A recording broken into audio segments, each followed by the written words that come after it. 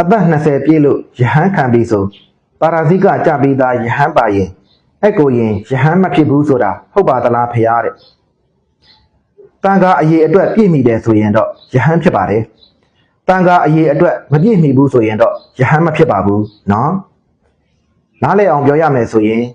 မိဇိမဒေသအိန္ဒိယနိုင်ငံမှာယဟန်ခံမယ်ဆိုပါကအနည်းဆုံးတန်ခါ10ပါးရှိမှယဟန်ခံလို့ရပါတယ်မြန်မာနိုင်ငံလိုပစ္စံတရိတ်ဒေသမှာတော့ယဟန်ခံမယ်ဆိုပါကအနည်းဆုံးတန်ခါ9ပါးရှိမှယဟန်ခံလို့ရပါတယ်